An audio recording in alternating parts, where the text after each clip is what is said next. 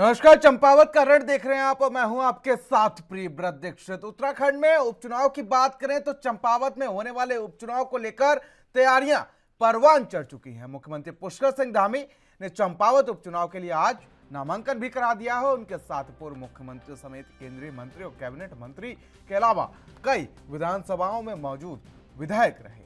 साथ ही नामांकन के बाद सीएम ने गोलजीव देवता के दरबार में पूजा अर्चना की और साथ ही सीएम धामी ने कहा कि यह दशक उत्तराखंड का दशक है और साथ ही विकास से जुड़ी कई योजनाएं संचालित की जा रही हैं। कहा कि पर्वतीय जिलों में बुनियादी सुविधाओं के विकास सहित शिक्षा विभाग, सड़क, पेयजल सहित कई मुद्दों पर विशेष तौर पर फोकस किया जा रहा है। धामी ने कहा कि बीजेपी की ही जीत होगी क्योंकि भारतीय जनता पार्टी सबका साथ सबका विकास पर विश्वास करती है। साथ ही चंपावत उपचुनाव के नामांकन से लेकर जनसभा तक सीएम पुष्कर सिंह धामी का आज अलग ही अंदाज नजर आया। चंपावत में 31 मई को उपचुनाव होने हैं और 3 जून को नतीजा आएगा। सीएम के सामने कांग्रेस ने महिला प्रत्याशी निर्मला गहतोड़ी को मैदान में उतारा है और निर्मला गहतोड़ी 11 मई को नामांकन दाखिल करेंगी, जिसमें कांग्रेस के दिग्गज शिरकत करेंगे। कांग्रेस का मानना है कि निर्मला गहतोड़ी की चंपावत में अपनी अलग पहचान है और इसलिए निर्मला अपनी जीत दर्ज कर एक नया कीर्तिमान स्थापित करेंगी। वहीं आम आदमी पार्टी भी इस उपचुनाव में अपनी किस्मत आजमाएगी और आपको बता दें कि आम आदमी पार्टी का कहना है कि जल्द ही चंपावत उपचुनाव के लिए अपना प्रत्याशी घोषित किया जाएगा। गौरतलब है कि बीते विधानसभा चुनाव में आम आदमी पार्टी ने 70 विधानसभा सीटों पर अपने प्रत्याशी उतारे थे, लेकिन एक पर भी जीत दर्ज नहीं कर सकी। वहीं सरकार बनाने का दावा करने वाली कांग्रेस भी बीते विधानसभा चुनाव में 70 में से 19 सीटों पर सीमित कर रह गई। और साथ ही अगर बात की जाए तो जिसके बाद कांग्रेस में अंतकलह जमकर उजागर हुई थी, जो अब तक जारी है। और अब देखने वाली बात यह होगी कि चंपावत उपचुनाव में धाकड़ सीएम धामी के सामने आप और कांग्रेस टिक पाती है या नहीं।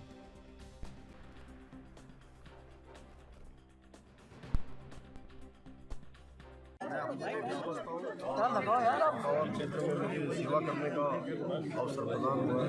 मैं आदमी कैलाश उन्होंने मुझे इस क्षेत्र से चुनाव में खड़े होने का प्रस्ताव दिया। प्रस्तावों से ऐसे प्रस्ताव क्योंकि एक उनकी की भूमि है, माँ पूर्णागिरी की भूमि है, माँ शारदा का पास यहाँ पर है, साथ में का है, हमारा माता का स्थान है, बाबा गोरखनाथ का स्थान है, यहाँ पर माँ लड़भूति मैया का स्थान है। ऐसे अनेकों स्थान देव स्थान है यहाँ पर। उन सभी स्थानों की सेवा करने का अवसर मुझे मिल रहा है। मैं तैयार हूँ यहाँ की सेवा के लिए, मन से, वचन से, कर्म से, वाणी से। और जो भी सबसे अच्छा होगा इस क्षेत्र को आगे बढ़ाने के लिए हम लोग सब मिलकर करेंगे। और कैलाश गहतोड़ी जी ने जो ये काम किया है इस क्षेत्र को आगे बढ़ाने के लिए, यहाँ की जनता का जो अपार समर्थन मिल रहा है, अनेकों राजनीतिक दलों के जो प्रतिनिधि हैं, पदाधिकारी हैं, वो भी सब लोग आगे आए हैं, उन्होंने भी सब में समर्थन दिया है, भारतीय जनता पार्टी की सदस्यता ग्रहण की है। मैं उन सबका भी धन्यवाद करता हूँ और असली धन्यवाद इस क्षेत्र को विकास की मुख्य धारा में लाकर, इस क्षेत्र को आदर्श क्षेत्र बनाकर हम उनको उसके जो स्वास्थ्य सेवा की बात करें उसको आगे बढ़ाएंगे। स्वास्थ्य सेवाएं वो जो भी सेवाएं हैं उन सभी सेवाओं को आगे बढ़ाएंगे। यहाँ पर पर्यटन का क्षेत्र, उद्यान का क्षेत्र, बागवानी का क्षेत्र, बहुत सारी सड़कों को मुख्य गाँव से जोड़ना है, उस पर काम करेंगे। कनेक्टिविटी के लिए काम करेंगे, रोजगार नौजवानों के, युवाओं के लिए रोजगार मिले उसके लिए काम करेंगे। हर क्षेत्र में असीमित यहाँ पर अपार जो संभावना का उपचुनाव जिसमें कि मुख्यमंत्री धामी चुनाव लड़ रहे हैं, ये उत्तराखंड के लिए एक महत्वपूर्ण चुनाव है। आम आदमी पार्टी इस समय अपने संगठन में जो बदलाव कर रही है, जो नई यूनिट हमारे संगठन की तैयार हुई है और लगातार जो हमारे दूसरे जो काफ़ी लोग हैं उनको संगठन के विभिन्न पदों पर जिम्मेदारियां दी जा रही हैं, ये प्रोसेस जैसे ही हमारा खत्म होता है, आम आदमी पार्टी चंपावत उपचुनाव के लिए किसी न किसी को जरूर वहाँ पर तैयार करेगी। हमारे पास बहुत सारे लोग हैं जो चंपावत से चुनाव लड़ना चाहते हैं, तो और मुझे लगता है कि बहुत ही जल्दी हम उस नाम की घोषणा भी आपके सामने कर देंगे कि चंपावत से कौन धामी जी के सामने अपनी चुनौती पेश करे। क्या तैयारी है? हमने महिला कैंडिडेट दी है जो राज्य मंत्री भी रही हैं सरकार में और मतलब दायित्वधारी रही हैं राज्य मंत्री के दर्जे के साथ। और उसके साथ साथ जब मनरेगा की शुरुआत हुई थी तो उनको कई जिलों का प्रभारी बनाया गया था मनरेगा की स्कीम्स को समझाने का और लागू करने का। साथ में महिला होने के बावजूद चंपावत जिले के अध्यक्ष रही, तो बहुत सशक्त महिला हैं, लोगों के दुख सुख में रहती हैं, पढ़ी लिखी हैं और बहुत अच्छी वक्ता हैं। तो हमको पूरी उम्मीद है कि पब्लिक का साथ उनको मिलेगा और चुनाव जीतेंगे। 11 तारीख को कांग्रेस नॉमिनेशन कर रही है अपने कैंडिडेट का, और हम लोग पूरी तैयारी के साथ हैं। उसमें आदरणीय प्रभारी देवेंद्र यादव जी, माननीय रावत जी, प्रदीप टमटा जी, पूर्व विधानसभा अध्यक्ष गोविंद सिंह कुजवाल जी, आदरणीय यशपाल आर्या जी जो CLP हैं वो, मैं इसमें डिप्टी लीडर माननीय भुवन कापड़ी जी और कई विधायक और कई पूर्व मंत्री, संगठन के बड़े पदाधिकारी, सब लोग वहाँ सम्मिलित रहेंगे। सीएम साहब ने नामांकन किया, कितना बड़ा दिन है चंपावत की जनता के लिए? जो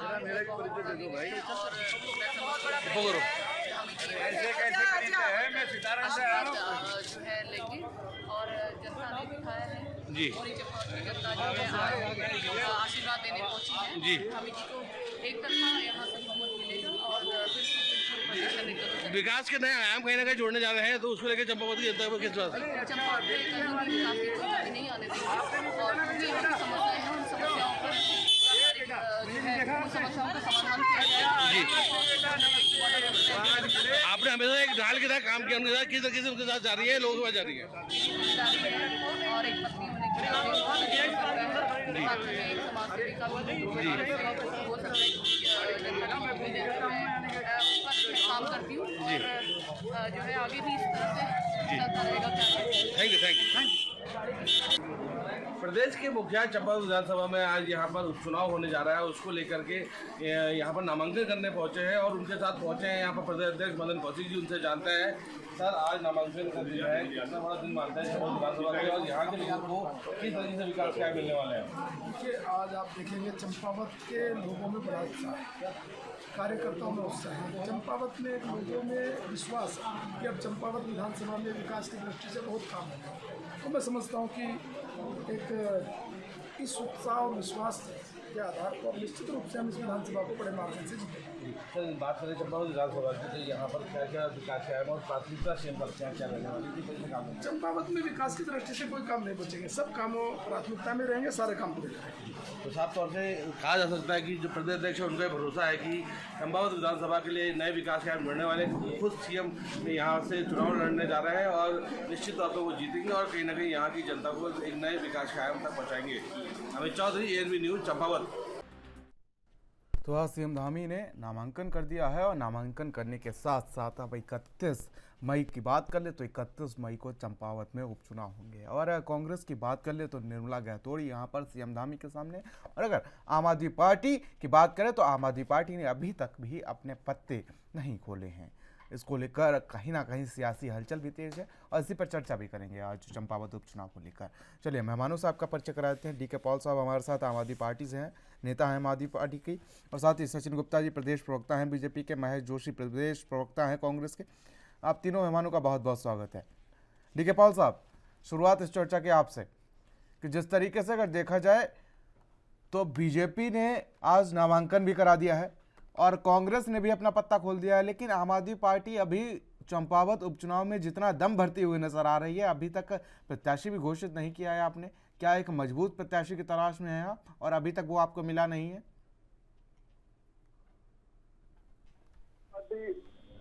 चुनाव को लेकर चल रही है। पहले तो ये कि हमारे संगठन का चुनाव चल रहा है, हमारे संगठन का निर्माण चल रहा है और उस पर भी मीटिंग चल रही है। और आज शाम तक 6 बजे मीटिंग, जो फाइनल मीटिंग रखी गई है 6 से 7 बजे के बीच में, तो उस मीटिंग में लगभग हमारे प्रत्याशी का तय भी हो सकता है।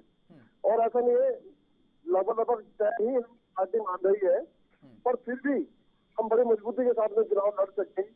और इस राज्य के खिलाफ जो भाजपा की जो नीति विहीन जो निर्माण की बात चल रही है, जिसमें नीतियों का कोई वो नहीं है कि भाई किसी प्रकार की नीतियों को लेकर के सरकार जो है चिंतित है, नौजवानों को चिंतित है, उसके खिलाफ क्योंकि चुनाव लड़ना है, तो इसलिए आम आदमी पार्टी कस्बे में नहीं है।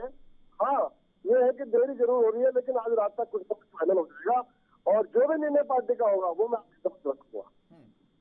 चलिए, हमारे साथ महेश जोशी जी हैं, कांग्रेस से जुड़े हुए हैं। महेश जोशी, आज जिस तरीके से जब CM धामी नामांकन करा रहे थे तो एक दुर्लभ तस्वीर सामने आई। वहां पर कई विधायक मौजूद थे, प्रदेश अध्यक्ष खुद मौजूद थे, लेकिन जब करण मेहरा की ताजपोशी हो रही थी 19 में से आपके 11 विधायक अनुपस्थित थे। कांग्रेस इस अंतर्कलह से कैसे उपजेगी और बाहर निकलेगी और फिर चंपावत की तैयारी करेगी? निर्मला गैतोड़ी जी को कैसे आप समर्थन करेंगे? इस तरह की कोई बात नहीं है कांग्रेस में। कांग्रेस मजबूती के साथ में देखिएगा, आप ये चंपावत चुनाव लड़ेंगे, उस समय की स्थिति परिस्थिति अलग थी। सब नए नए विधायक चुन के आए थे, वो सभी अपने अपने क्षेत्रों में व्यस्त थे, सबके अपने कार्यक्रम लगे हुए थे। जी महेश जी, आवाज पहुंच रही है आप तक महेश जी? जी जी जी जी, जी बात कंप्लीट करिए अपनी। मेरे कहने का मतलब यह है कि कांग्रेस में अंतर कलह जैसा कोई बात नहीं है। आप देखिएगा, चंपावत का चुनाव कांग्रेस मजबूती के साथ लड़ेगी। 11 तारीख को नॉमिनेशन है, 11 तारीख को सारे कांग्रेस के वरिष्ठ नेता चंपावत पहुंच रहे हैं, वहाँ पे नॉमिनेशन किया जाएगा और ये चुनाव देखिएगा, कांग्रेस पूरी गंभीरता और मजबूती के साथ लड़ेगी और ये चुनाव जीतेगी भी। चलिए सचिन गुप्ता जी, एक बड़ी चुनौती इस बार आम आदमी पार्टी आपके लिए हो सकती है अगर प्रत्याशी वैसा हुआ तो। कांग्रेस से जो तारे टूट टूट के आम आदमी पार्टी में जा रहे हैं, अगर वो आपके सामने खड़े हो गए तो कहीं ना कहीं कांग्रेस के लिए भी चुनौती हो जाएगी और बीजेपी के लिए भी। देखिए, फ्यूज बल्बों की लड़ी इकट्ठे करके कभी भी किसी घर को या किसी बिल्डिंग को रोशन नहीं किया जा सकता, क्योंकि आम आदमी पार्टी उत्तराखंड के अंदर पूरी तरह से शिकस्त खा चुकी है। आम आदमी पार्टी का उत्तराखंड के अंदर खाता भी नहीं खुला है। जिस प्रकार से उन्होंने दिल्ली में जो है एक झूठ का शिकोफा देकर जो है वो सत्ता में काबिज हुए, जिस प्रकार से उन्होंने एक झूठ का भ्रम उत्तराखंड में फैलाने का प्रयास किया। उत्तराखंड का जनमानस इससे भली भांति परिचित है आम आदमी पार्टी से भी और उनके नेतागणों से भी, और निश्चित रूप से आम आदमी पार्टी किसी भी प्रकार से हमारे लिए कोई चुनौती नहीं है। और क्योंकि उत्तराखंड में भारतीय जनता पार्टी ने कांग्रेस ने भी यही गलती की थी पंजाब में, इस पर भी जवाब आपसे लेंगे। लेकिन जिस तरीके से अगर पंजाब की बात कर लें तो यहाँ पर भी आम आदमी पार्टी को तवज्जो नहीं दिया गया था और फिर कांग्रेस का जो हाल है वो सबके सामने है। इस पर भी चर्चा करेंगे। यहाँ रुकेंगे छोटे से ब्रेक के लिए।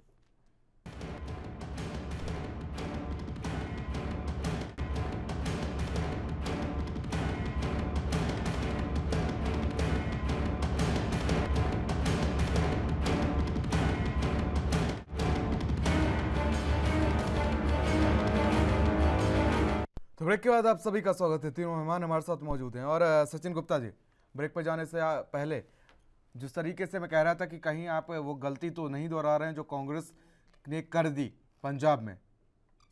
देखिए, बिल्कुल किसी प्रकार से कोई गलती दोहराने का विषय नहीं है, क्योंकि उत्तराखंड में आम आदमी पार्टी का ना तो जनाधार है और ना ही जो आम आदमी पार्टी की कोई यही गलती कांग्रेस ने कर दी थी पंजाब में। बिल्कुल नहीं, ये एक उपचुनाव के रूप में जो है भारतीय जनता पार्टी ये चुनाव लड़ने जा रही है और प्रदेश के मुखिया जो है इस चुनाव को लड़ने जा रहे हैं और भारतीय जनता पार्टी का एक एक कार्यकर्ता पूरी कर्मठता के साथ जो है भारतीय जनता पार्टी के प्रत्याशी आदरणीय मुख्यमंत्री पुष्कर सिंह धामी को जिताने के लिए जो है पूरी मेहनत के साथ कार्य कर रहे हैं। और आज जिस प्रकार से एक ऐतिहासिक जनसभा नामांकन के बाद माननीय मुख्यमंत्री जी हुई है, वो दर्शाती है कि चंपावत का चुनाव भारतीय जनता पार्टी के पुष्कर सिंह धामी जी एक तरफा जो है भारी मतों से विजय की ओर अग्रसर है और निश्चित रूप से जो है भारतीय जनता पार्टी जो है भारी मतों से चुनाव जीतने वाली है। चलिए सचिन गुप्ता जी, डी के पॉल साहब।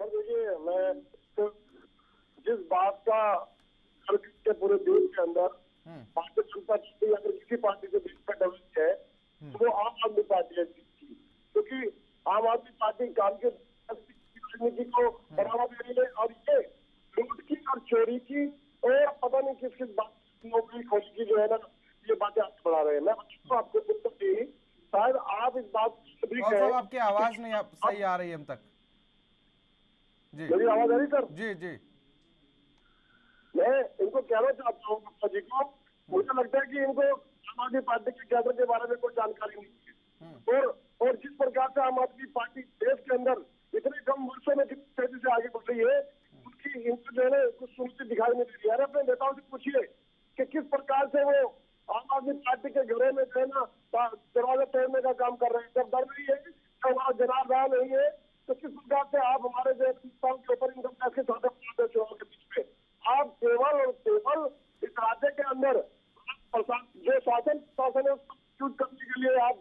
करने के लिए लोगों को डरा करके कि भाई कहते हैं अब तुम अगर हमको हमारे साथ नहीं आओगे तो तुम्हें देख लेंगे, इस तरह की बातें करने में माहिर जनता पार्टी।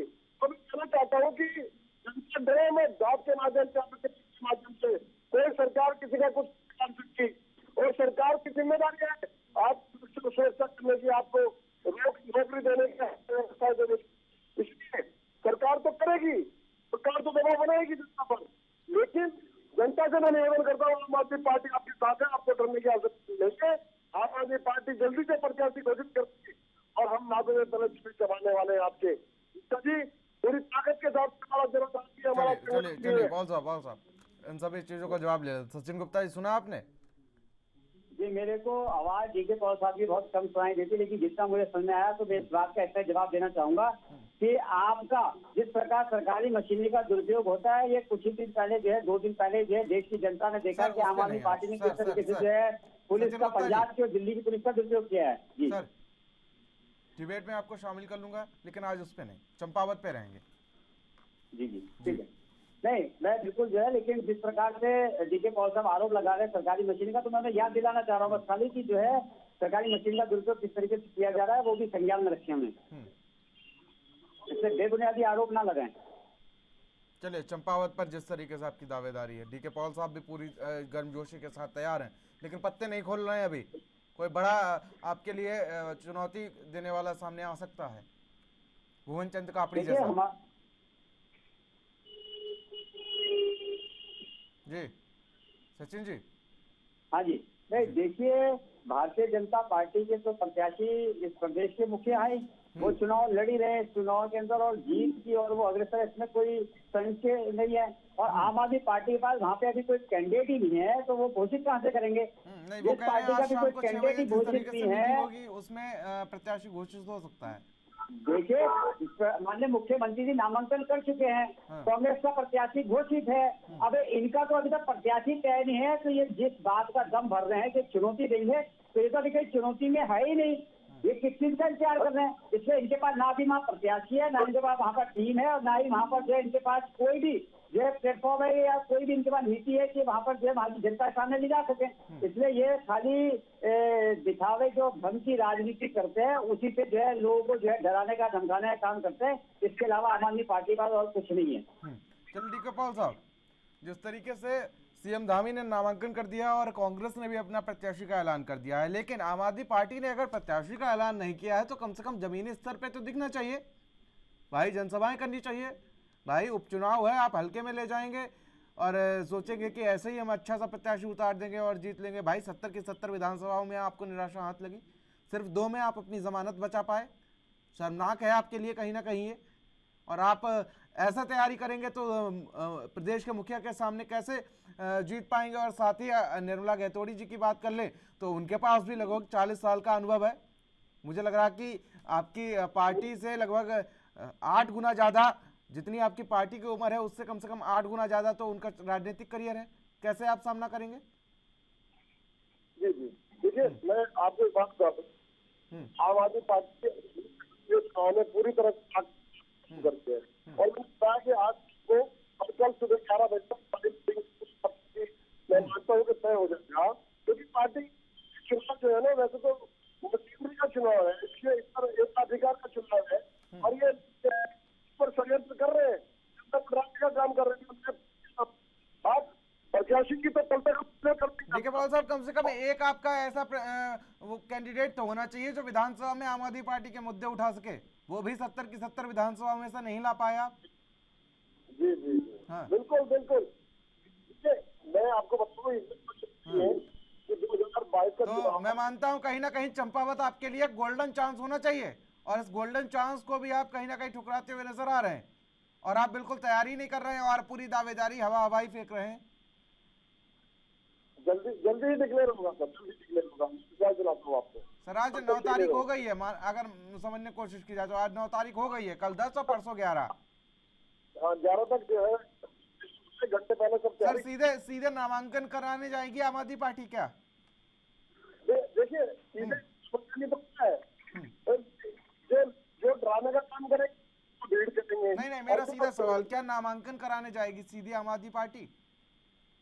देखिए कल या जिला कलेक्ट्रेट कार्यालय में प्रत्याशी की घोषणा होगी?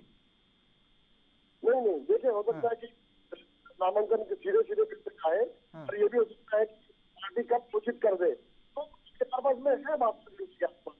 कम से कम 48 घंटे कल का दिन और परसों का दिन पूछ सके हमारे पास 1 बजे तक। तो मैं समझता हूँ कि पार्टी लेकिन मुझे लगता है कहीं ना कहीं आप मुद्दों को भी नहीं समझ पाए उत्तराखंड के, क्योंकि अगर दिल्ली की बात कर लें या पंजाब की बात कर लें तो मुद्दे अलग हैं थोड़े से, मैं मानता हूं, और उत्तराखंड की बात कर लें तो उत्तराखंड के मुद्दे भी अलग हैं। डीके पॉल साहब और सचिन गुप्ता जी, आप भी समझ रहे होंगे, भली बात ही भाप भी गए होंगे सचिन गुप्ता जी तो भली बात ही भाप भी गए, इसलिए दोबारा सरकार बना ली, मिथ भी तोड़ दिया उत्तराखंड का। बिल्कुल, और उत्तराखंड के मुद्दे भी केवल चीज है कि पहाड़ का विकास, आम जनमानस का विकास, आम जनमानस की जो है एक सरकार, और वो जनता ने पुनः चुन के जो है ये जता दिया है कि उत्तराखंड में भारतीय जनता पार्टी इस प्रदेश का विकास कर सकती है। और बार बार डीके पॉल साहब कह रहे हैं कि डराना। मैं पूछना चाहता हूँ कि जब आपकी तो पार्टी का कोई प्रत्याशी नहीं है, आपको डर किस चीज का लग रहा है, किसको डरा रही है, तो आप बताइए। आप केवल जो है एक रटी रटाई बातों को आप यहाँ डिबेट में रख रहे हैं, कोई मुद्दे की बात तो आप करिए कि आपका प्रत्याशी कहाँ है, आपका संगठन कहाँ है, आपके लोग का। फिर आप कहते हैं कि बहुत बड़ी चुनौती है संगठन के लिए, भाजपा के लिए, तो मुझे एक बार बताइए तो सही कि आप चुनौती कैसे हैं। जिस पार्टी का पूरे प्रदेश में खाता नहीं खुला है, केवल 2 सीटों पे आप जमानत बचा पाए हैं, और पूरे प्रदेश से आपका सुपड़ा साफ है, आप कैसे कह सकते हैं कि आप जो है मुख्यमंत्री को चुनौती दे रहे हैं? डीकेपाल साहब, मुझे लगता है कि कई प्रत्याशी तो आपके 1000 के अंदर ही सिमट गए थे, जिस तरीके से आंकड़े सामने आए थे।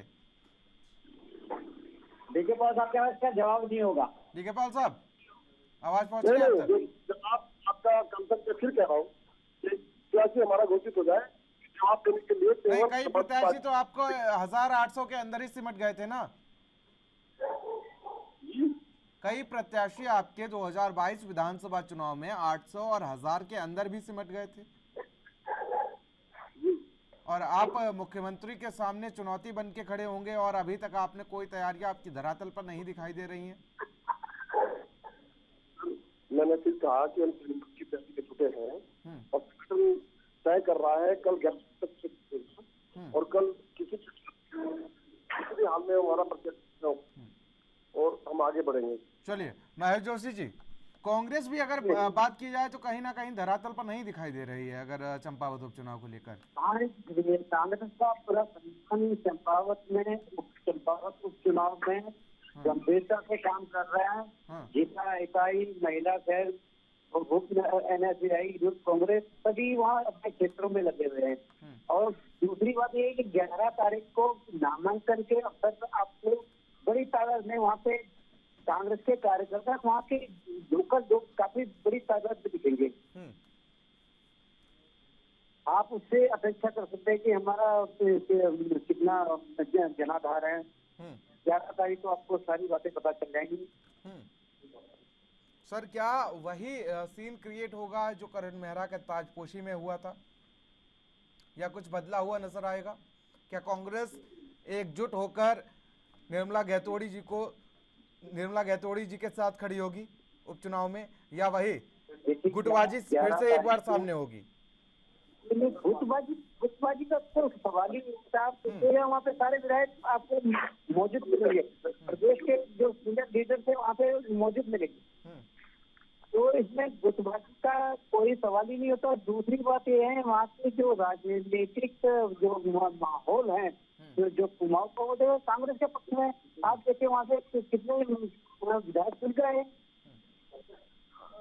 तो उसका लाभ कांग्रेस को मिलेगा। आप ये देखिए, निश्चित रूप से उसका लाभ कांग्रेस को मिलेगा। चलिए ये फिलहाल अब देखने वाली बात होगी कि आखिर कांग्रेस कितनी जनाधार अपना जुटा पाती है उपचुनाव में, और आम आदमी पार्टी के साथ साथ कांग्रेस बीजेपी के लिए कितनी बड़ी चुनौती बनेगी। इस पर भी चर्चा जारी रहेगी। यहाँ रुकेंगे छोटे से ब्रेक के लिए।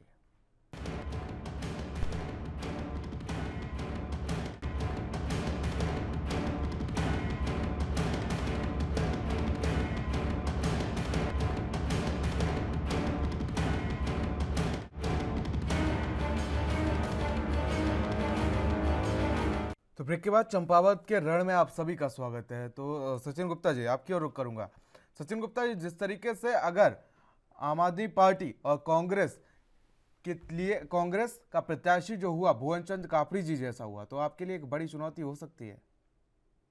देखिए, ऐसा नहीं है, लेकिन फिर भी भारतीय जनता पार्टी चाहे वो छोटा चुनाव हो चाहे वो बड़ा चुनाव हो, उसको बड़ी गंभीरता से लेकर चलती है और भारतीय जनता पार्टी अपने विकास के मुद्दों को लेकर धरातल पर जानती है। जिस तरीके से जो है अभी 2022 में बहुत बड़ा भ्रम फैलाया गया था कि उत्तराखंड के अंदर ये व्यवस्था है कि एक बार कांग्रेस एक बार भाजपा आएगी, लेकिन उत्तराखंड की जनता ने जो इन सब मुद्दों को दरकिनार करते हुए जो है भारतीय जनता पार्टी के विकास के बातों पर, विकास के कामों पर जो मोहर लगाते हुए पुनः जो है भारतीय जनता पार्टी को सत्ता सौंपी।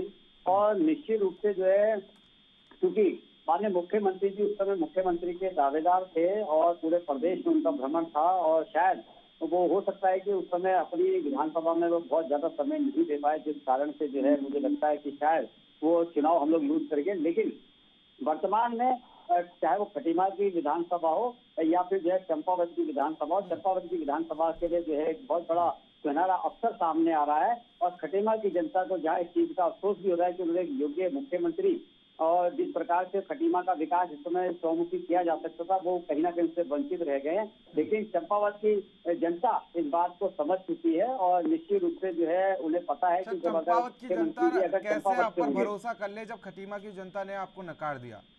देखिए, मैं आपको कहा ना कि वहां पर एक विधायक नहीं मुख्यमंत्री चुनाव लड़ रहे थे, क्या दीपक तले ही अंधेरा रह गया क्या?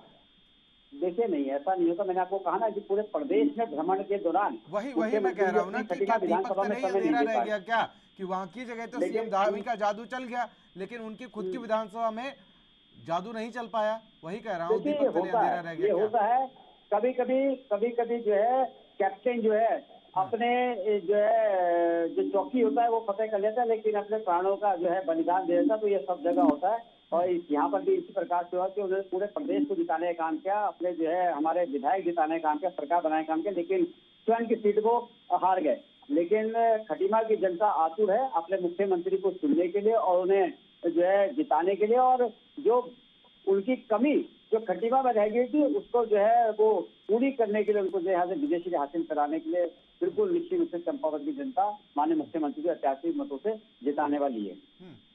लेकिन आप, मुझे लग रहा कि कहीं ना कहीं आप ये गलती कर रहे हैं कि जिस तरीके से आप कांग्रेस को हल्के में ले रहे हैं, आम आदमी पार्टी को हल्के में ले रहे हैं। महेश जोशी जी, आपको तो हल्के में लेगा ही ये। देखिए, सचिन जी को इतना ओवर कॉन्फिडेंस है कि ये जो जनता के जो मुद्दे थे उसकी अनदेखी देगी। आज बेरोजगारी चरम पर है, 36% तक बेरोजगारी पहुंच गई है। महंगाई देखिए, महंगाई का बहुत बुरा हाल है। महंगाई देखिए, गैस के सिलेंडर के दाम अभी 50 रुपये बढ़े। स्वास्थ्य सेवाओं को जिन्हें देशदूत कहा गया, आज उन्हें सर महंगाई तो तब भी थी जब कांग्रेस केंद्र में थी ना। मुख्यमंत्री के शपथ देने के बाद महंगाई तो तब भी थी जब कांग्रेस केंद्र में थी। आज प्रदेश पे बात कर ले, चंपावत पे बात कर ले। देखिए ना, तो उस समय 400 रुपए का सिलेंडर था, आज देखो 1000 रुपये सिलेंडर हो गया है।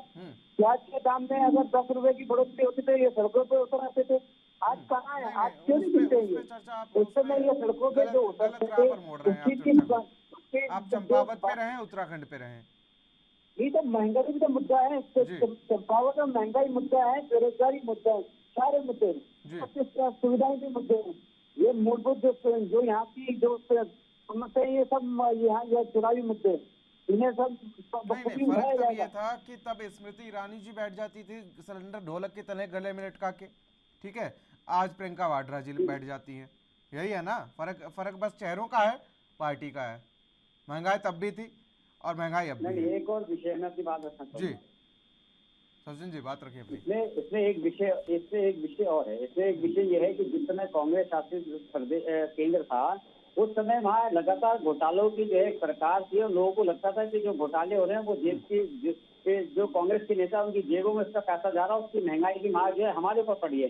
लेकिन आज वर्तमान में अगर कहीं सिलेंडर जो है 100 रुपये महंगा हो गया या पेट्रोल 5 रुपये महंगा हो गया या सब्जी तेल में कोई इजाफा हो गया तो देश की जनता को, भारतीय जनता पार्टी को, मैं आपकी बात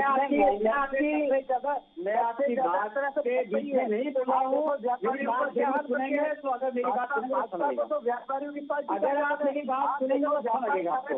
व्यापार ठप पड़ा हुआ है। कांग्रेस को आत्मदहन करने में आसानी होगी अगर मेरा जवाब सुनेंगे। मेरा जवाब अगर सुनेंगे तो कांग्रेस को आत्ममंथन करने में आसानी होगी। और वर्तमान की जो है भारतीय जनता पार्टी की सरकार, नरेंद्र मोदी जी के नेतृत्व में जो सरकार काम कर रही है, आम जनता को विश्वास है कि देश के अंदर ईमानदारी के साथ कार्य हो रहा है, ईमानदारी से विकास कार्य हो रहे हैं, ईमानदारी से आम जनता की, चाहे वो शिक्षा हो, रोजगार हो, चाहे वो रोजगार हो, चाहे वो स्वास्थ्य हो, इन सब पे जो है सरकार ईमानदारी से काम कर रही है। इसलिए ये मुद्दे लेके 2022 के चुनाव में भी गए थे। 4 राज्यों में से तो ये बिल्कुल 5 राज्यों में से कांग्रेस का टुकड़ा साफ हुआ है और 4 राज्यों में जो है मुंह की खानी पड़ी है कांग्रेस को। कांग्रेस आत्ममंथन करे और चंपावत के चुनाव में मेरा आपसे आग्रह है, मेरे कांग्रेस के प्रवक्ता साहब से मेरा आपसे आग्रह है, आप जनता के बीच में इन मुद्दों को लेकर गए थे, लेकिन जनता भी आपके झूठे वादे और झूठे आरोपों को पहचानते हैं। कोरोना काल में देश की जनता को पूर्ण रूप से भारतीय जनता पार्टी के लोगों ने समर्थन देना काम किया है। भारतीय जनता पार्टी के कार्यकर्ताओं ने घर घर जाके जन सेवा करी है। देश के लोगों को जो है कोविड की निःशुल्क वैक्सीनेशन का कार्य भारतीय जनता पार्टी की सरकार ने किया है। इसलिए कोरोना काल में आप यही झूठ जनता के बीच में बोलते हो। जनता क्योंकि सच जानती है, कोरोना भाजपा का जिताने का काम करती है। एक सवाल का जवाब दीजिए, कोरोना जांच घोटाले का क्या हुआ है? आप जब बोलो ना, आप विपक्ष में हैं, आप सवाल लेकर क्या हुआ है आपका काम है आरोप लगाना। आप का काम आरोप लगा रहे हैं, आपके पास कुछ नहीं है। मैं तो बोल रहा हूँ कि भारतीय जनता पार्टी की पूरी जांच कराती है, सरकार उसकी पूरी जांच कराती है। आप विपक्ष में हैं, ये काम आप समाज निकाल के ले जाएंगे। मैं आपको अपनी नफरत बोल रहा हूँ। मेरी बात सुनिए, मैं एक सवाल का जवाब दे दीजिए ना, दे दीजिए। एक सवाल का जवाब दीजिए, कोरोना जांच घोटाले का क्या हुआ? मैं आपको जवाब तो दे रहा हूँ कि कोरोना के जो आपने बेबुनियादी आरोप लगाए थे उसकी जांच चल रही है। जिस दिन भी वो जांच सामने आएगी आपको पता चल जाएगा। कितना समय लगेगा? आप वो जांच अभी रहिए, सुनिए, आप निश्चिंत रहिए। आप निश्चय आपके बेबुनियादी आरोप थे, वो बेबुनियादी आरोप ही रहेंगे। बहुत बड़ा माफिया सचिन जी, जब आरोप बेबुनियादी थे तो उस पर जांच किस चीज की चल रही है? देखिए, ये तो संतुष्ट करना पड़ेगा ना विपक्ष को, क्योंकि अब विपक्ष बोल रहा है कि आरोप है तो सर अब तक तो उसका परिणाम आ जाना चाहिए था ना। और हमने तो जो है जब परिणाम आएगा सामने पता चल जाएगा। अब तक तो आ जाना चाहिए था ना सचिन गुप्ता जी। हाँ जी, अब तक तो आ जाना चाहिए था ना। अब तो काफी समय हो गया, कोरोना भी निकल गया और आपके सामने नहीं। देखिए, आपके सामने चुनाव निकले हैं, चुनाव निकलने के बाद एक चुनाव है तो व्यवस्था है, सरकारी मशीनरी पूरा काम करती है अपने। सर लगता है आपको कि अगर ये सचिन जी अगर लगता है आपको क्या कि ये अगर परिणाम पहले आ जाता तो बीजेपी के चुनाव को प्रभावित कर सकता था? नहीं, बिल्कुल नहीं। अगर जो है बीजेपी ने कोई गलत काम किया होता तो बीजेपी को किसी प्रकार से डर लगता, लेकिन क्योंकि डरने का काम जो है हमेशा कांग्रेस का रहा है कि कभी ये फिल्म आप प्रमोट ना करिए, आप ये स्कीम लेके ना आइए, आप स्कीम से प्रधानमंत्री फोटो आइए। योगी जी उत्तराखंड में क्यों आ गए हैं, चुनाव प्रभावित होगा, मोदी जी क्यों आने वाले हैं, प्रभावित होगा, ये डर कांग्रेस को होता है। भारतीय जनता पार्टी को इस प्रकार का कोई डर नहीं है। भारतीय जनता पार्टी अपने काम पे और अपने विकास पर, अपनी रीति और नीति पे विश्वास करके जो है चुनाव के अंदर जा रही है और निश्चित रूप से जो है सर विधायक तो आपके भी घटे ना, डर कांग्रेस को है। सर जी, विधायक तो आपके भी घटे ना, 59 से 47 पे आ गए आप।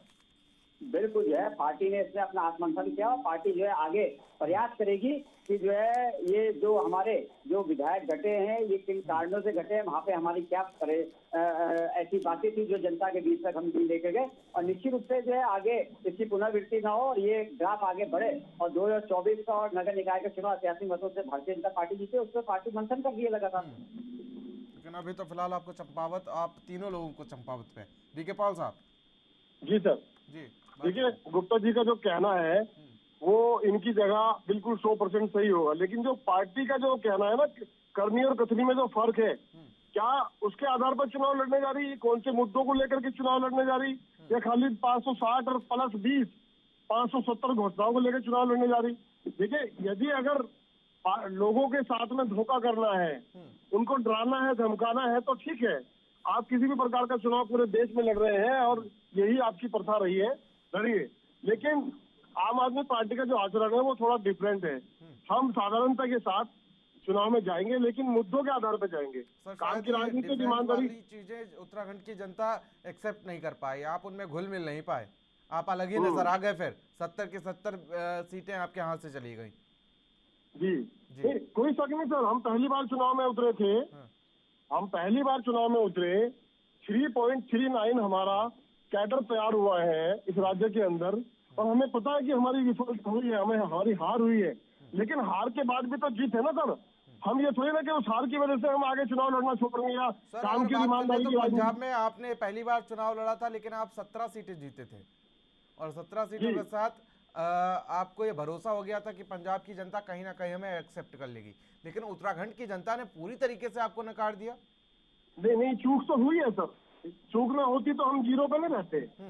और शायद ये कांग्रेस के साथ साथ आम आदमी पार्टी में भी जिस तरीके से अंतर्कलह के आरोप लग रहे थे, पैसे देकर टिकट बांटने का आरोप लग रहे थे, शायद ये भी वजह है कि आपके प्रत्याशी, कई प्रत्याशी 1000 और 800 के अंदर सिमट गए थे। भारतीय जनता पार्टी में बार बार इसी बात को तो कह रहा हूँ सर, ये डराने का काम करते हैं, धमकाने का काम करते हैं, ये ईडी का काम करते हैं। अरे भाई साहब, सचिन जी लौटूंगा आपके पास। देखिए ये गुप्ता जी नहीं मानेंगे इस बात को। अरे हाँ, आपकी क्या और पढ़े लिखों को फांसी क्या भाई। देखिए कौन सा संगठन आपका टूट रहा है, संगठन के लोग आपके यहाँ से आगे भाग के वापसी जा रहे हैं, तो उसमें भारतीय जनता पार्टी की क्या स्थिति है। गुप्ता जी आप एक बात को समझेंगे, आप समझेंगे, आप बस मुझे बताइए कि आप कौन से काम करके, कौन सा काम करके आप इस चुनाव में जा रहे हैं। आपको इतनी जल्दबाजी किस बात की थी, आपको इतनी एफर्ट किस बात की थी। अरे भाई आप जो है ना, अरे 4 महीने का काम करके दिखाते हैं। अरे संविधान है, संविधान के अंदर 6 महीने का भी तो संविधान है ना। आगे आप करके 560 घोषणाएं करनी पड़ेगी। आप जनता को जवाब नहीं दे पा रहे हैं, आपकी डिक्टेटरशिप है ये। आपकी मर्जी है तो 2 महीने में चुनाव, आपकी मर्जी नहीं है तो 6 महीने में चुनाव। आपसे पूछ के थोड़ा कराएंगे, नहीं मेरे से पूछ के कराएंगे, पर जनता से तो पूछिए जिन्होंने आपको सिरमाथे पे बताया है। निर्वाचन आयोग ने कार्यक्रम तय किया है, निर्वाचन आयोग ने कार्यक्रम तय किया है। चंपावत का जो सेमीफाइनल है उस पर चर्चा अभी जारी रहेगी, और फिलहाल चंपावत का जो रन है, जो सेमीफाइनल है, उस पर चर्चा अभी जारी रहेगी, लेकिन यहाँ रुकेंगे छोटे से ब्रेक के लिए।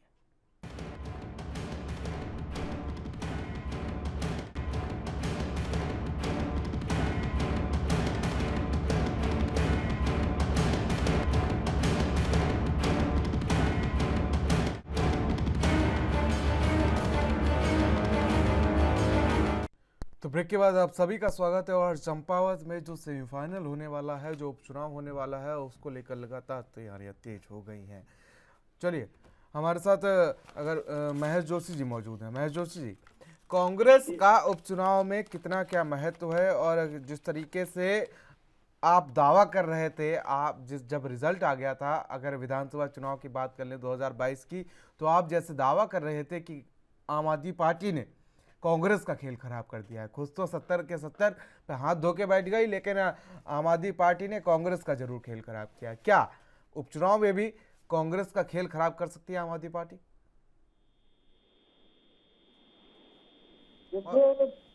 अभी तो आम आदमी पार्टी ने तो अपना अभी तक प्रत्याशी घोषित नहीं किया है, और अभी तक उन्हें वहाँ की ना भौगोलिक जानकारी है, ना राजनीतिक जानकारी है। होने का कोई मतलब जवाब देना चाहूंगा। वहाँ पर तो मेन सीधा जो मुकाबला है कांग्रेस का मुकाबला सीधे सीधे भाजपा के साथ है। लेकिन भाजपा भी तो आपको अपने मुकाबले में नहीं ले रही ना। तीसरा दल तो कहीं दिख रहा है, तो ये कहना चाहिए कि भाजपा आम आदमी पार्टी कांग्रेस का खेल तो दिख गया ना। आम आदमी पार्टी तो दिख गया कि क्या है इन्हें आम आदमी पार्टी, ये तो सबको पता चलना। तो ये भी बता दीजिए कैसे दिख गई। ये बंद मुट्ठी थी या बंद मुट्ठी तो खुल गई है, सबको पता चल गया कि इनका कुछ आधार ही नहीं है। आम आदमी पार्टी का कोई आधार ही नहीं है उत्तराखंड में, इसलिए तो इसमें तो नहीं। कैसे जरा इनसे ये भी तो पूछिए ना महोदय जी कि कैसे आधार नहीं है। हम 70 विधानसभा में चुनाव लड़े हैं, ये किसको प्रमाण मानते हैं? नहीं होता है चुनाव लड़ना मुद्दों के आधार पर चुनाव लड़ना आप आए और इस बात को लेकर चुनाव लड़ना आपने 20 सालों में चुनाव है। नहीं महोदय जी, एक बात बताइए ना। ठीक है, वो आपका चुनाव लड़ना आपका अधिकार है। अधिकार की बात नहीं है, जनता ने आपको 10 साल दिए। मेरी बात सुनिए, मुद्दों के आधार पर राजनीति करना इस राज्य में कांग्रेस पार्टी का कोई अब जनाधार नहीं रह गया है। कांग्रेस पार्टी टूटी एक दुकान बन गई है।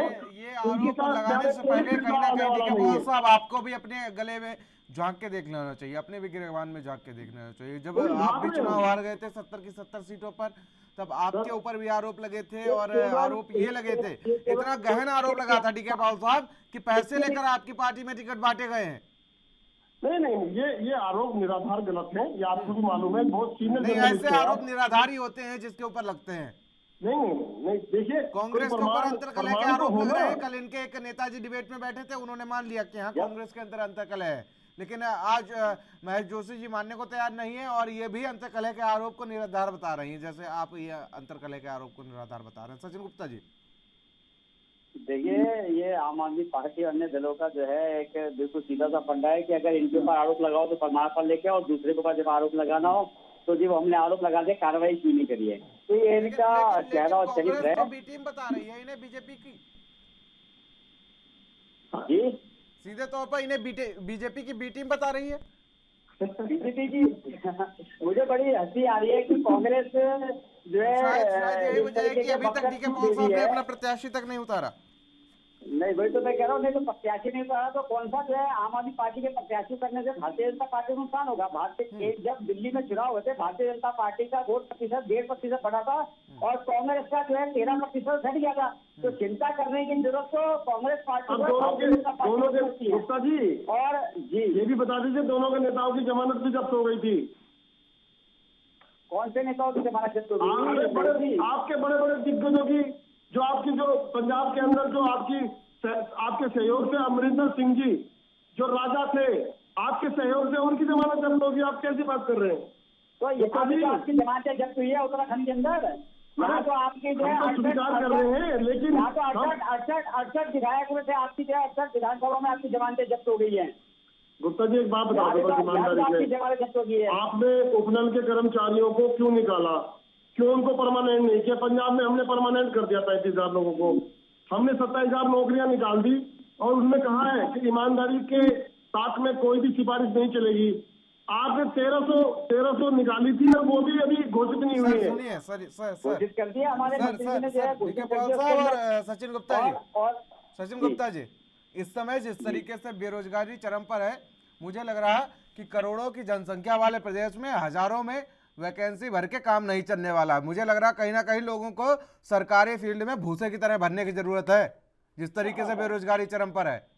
जी मानते हैं ना आप तीनों लोग इस बात को?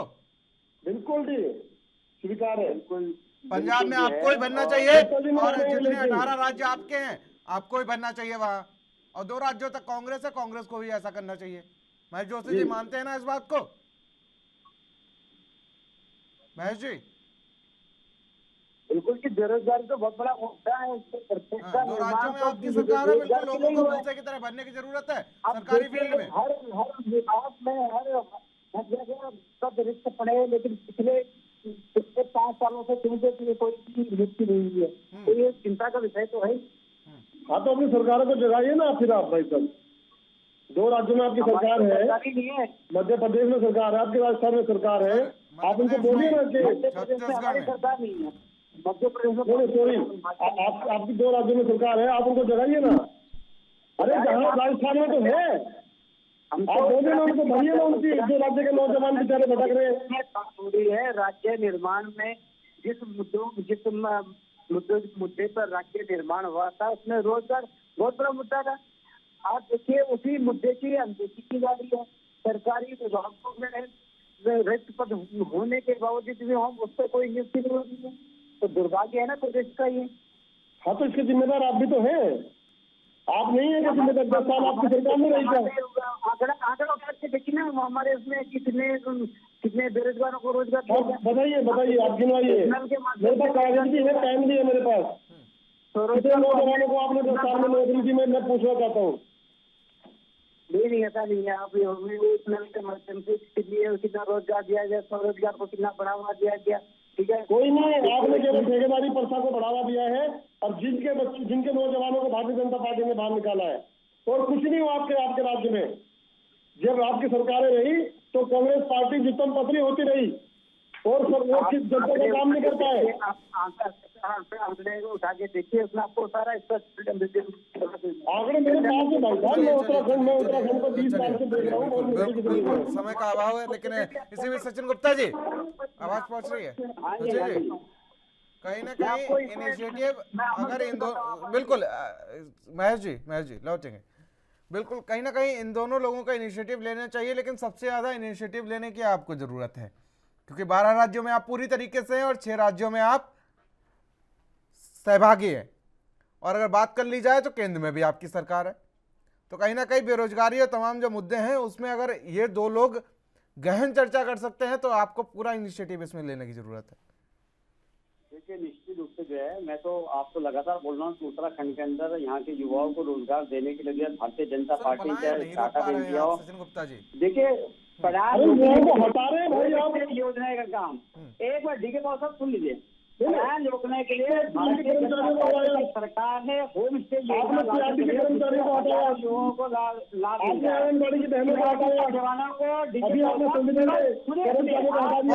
सुन लेते हैं ना। प्रवक्ता है, सुनिए, आप एक पार्टी प्रवक्ता है। जो बात आप कह रहे हैं, कोरोना काल में रखे गए जो कर्मचारी थे वो 8 थे, उनके बॉन्ड में बकायदा ये चीज मेंशन होती है कि कोरोना काल के बाद आज की जो सेवा है वो स्वतः ही समाप्त समझी जाएगी। वो स्वतः ही समाप्त हो गई। इसके बावजूद भी सरकार ने उन युवाओं को रोजगार देने के लिए दोबारा से व्यवस्था बनाई है, और माननीय मंत्री जी, मुख्यमंत्री जी 2 बार इस बात की घोषणा कर चुके हैं कि जल्द ही इनका जो है समायोजन कर दिया जाएगा।